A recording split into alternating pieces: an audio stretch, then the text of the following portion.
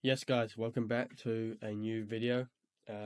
So last week, Jayden Sancho had this apparently good performance against PSG, and don't get me wrong, I had a look at it, and it was good, and had some nice good touches.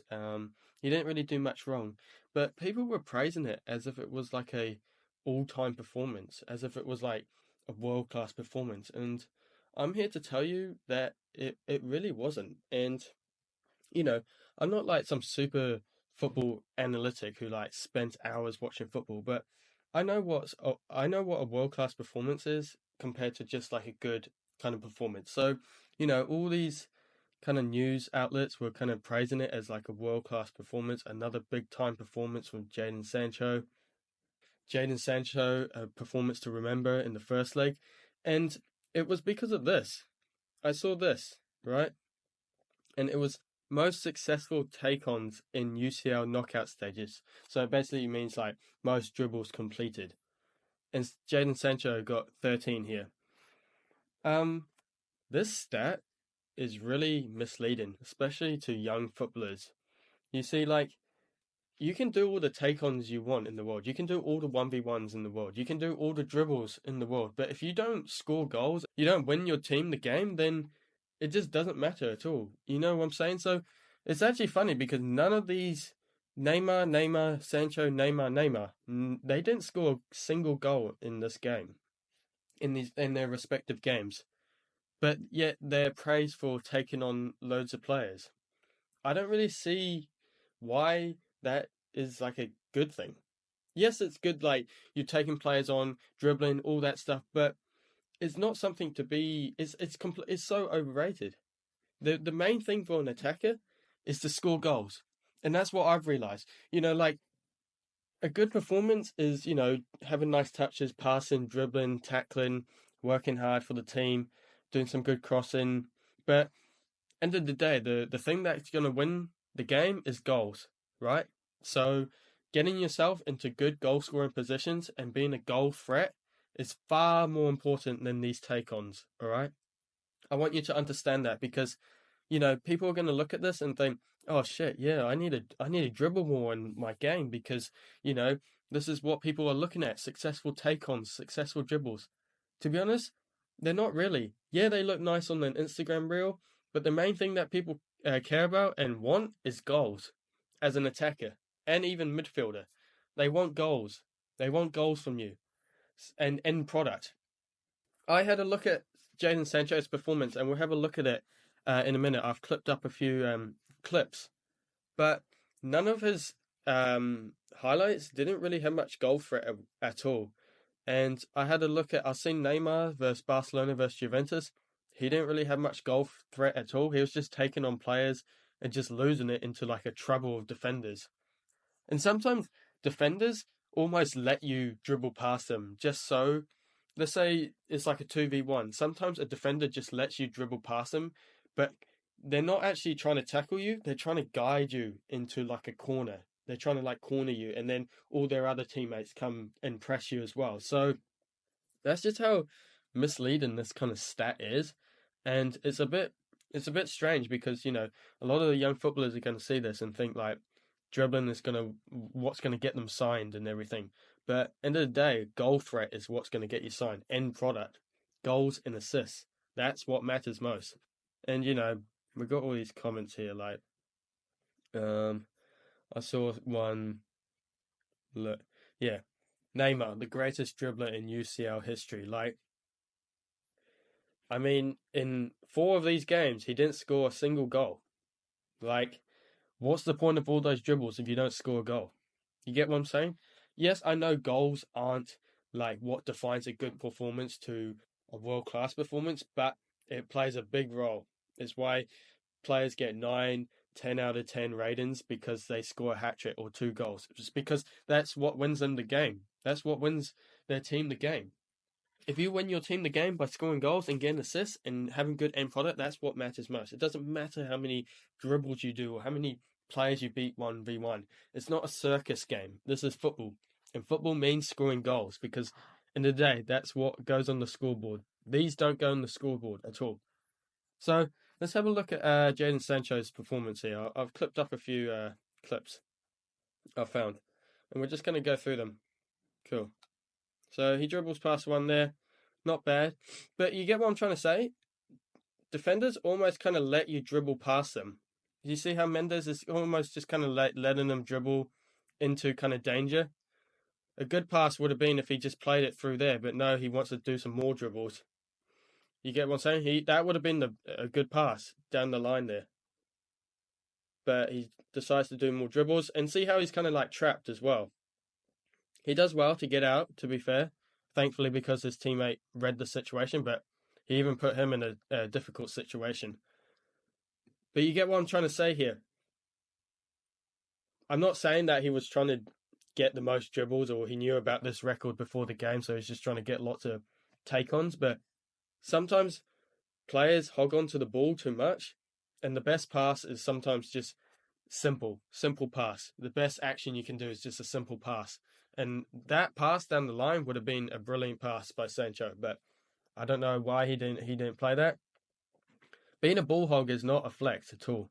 Yeah, it looks good when you're under 14, under 15, but when you're playing at the top level, then that doesn't matter. What matters is getting that ball up the field so your team can score a goal. Anyway, see how he kind of traps himself a wee bit. Like he's got nowhere real. If his teammate wasn't there, he would have been stuffed. He'd been tackled. So this is why that stat is so misleading, in my opinion. Okay, kind of dribbles, kind of backwards. So, but that would be counted as a take on. Did that cause any goal threat, in your opinion? Did that cause kind of any goal threat? The answer is no. Yes, he kept the ball, but pass there would have made sense. Pass into space, a dribble into space. If he changed his dribble to more a direct dribble, that would have been 10 times better than just trying to fiddle his way through all the way to the back. You get what I'm saying? Why this stat and dribbling stats are so kind of overrated. Anyway, plays that one back. Okay, dribble there. Not bad. But that one there would have been would have been counted as a take on in that stat that I showed you. That would have been counted. That one probably would have not. Okay, I think this is one of his best moments in the game. Really, really good. I'm just going to pause it here. What would you guys do in this situation? You know, you're Jayden Sancho, you're right-footed. What would you do? How would you attack this space? Personally, I would do my best to try go that way. That would be one of the best options. So you can get a shot off goal or obviously a square. But let's see what he does. You comment what you would have done, or think about what would you have done in this situation. Okay, so he didn't take that and he went inside. To be fair, it was a good dribble. I would say that was one of his better dribbles. He actually caused threat. You get what I'm trying to say? He caused threat in the penalty area. If he won the penalty, that would have been just as good as a goal or as an assist. Winning penalties is the best chance creation you can do. Just for your information, winning penalties, best chance creation you can do as a player. All right, next one. So we dribbles here. What would you have done here, guys? Would you try to go down the line? Would you try cut inside? Tell me what you would have done. Maybe if he dribbled down the line and put his foot front between the ball and Mendy, he might have got a penalty. Okay, he goes inside. Okay, he got a bit stagnant there. I think maybe even just a pass into the middle there would have been quite efficient because they got a couple numbers behind the ball. A pass into the middle Sabitzer could have maybe won a penalty if a defender stood in there. But it's good analysing this stuff. Okay, he nearly got a corner. Okay, I think this was his best dribble and chance. This was, out of all those dribbles, this was the best goal threat out of all those 13 dribbles that you saw. Well, they weren't all in this video, but all on that stat, 13 dribbles. This is the best he could kind of come up with. So dribbles past Mendes. Cool. Bit of an edit there from someone. All right. Yeah, that is a good chance. That is a brilliant chance. He's created that all by himself. So that's what matters. If he did just three of those, if he did three of those instead of 13 random little dribbles, what you choose, you tell me what would be better. Three of these chances where he's dribbling, gets in the penalty box and crosses it, a really good cross, or 13 just random little dribbles, but it looks good on the stats page and it looks good on Sky Sports. You tell me what would be better. What if you were a coach, what would you prefer? All right? This is what I'm trying to say. Dribbling stats are overrated, and dribbling itself is a bit overrated. Yes, it looks good in Instagram Reels and YouTube, but it doesn't win games. What wins games is being a good goal threat, and that does include dribbling. But dribbling into the box and being a goal threat and getting a shot off goal or playing a pass and creating a good chance. Or, of course, winning a penalty. This is good. That was not bad. That was not bad. Again, he got into the box. Anything that gets into the box is a brilliant, it's a good dribble. But it's, of course, what you do with the ball when you get into the box. So, yeah, guys. Hope you kind of enjoyed that wee analysis on Sancho there. And me just kind of explaining why dribbling stats are overrated and the most successful dribbles and take-ons is probably one of the most misleading stats in football. Because, end of the day, what wins football games? Goals. Goals is what matters.